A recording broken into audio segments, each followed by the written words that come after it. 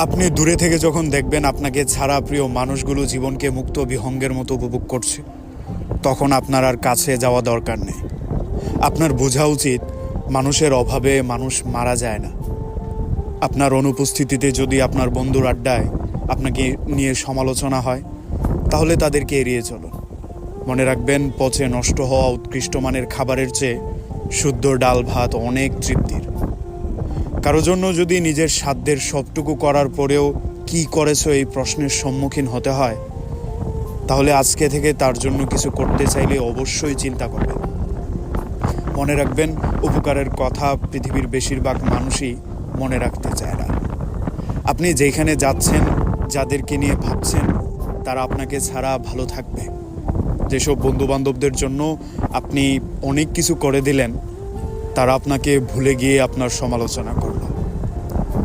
কারো জন্য সবটুকু দিয়ে করার পরেও সে স্বার্থপরের মতো সব কিছু অস্বীকার আসলো, এগুলো নিয়ে ভাববেন না।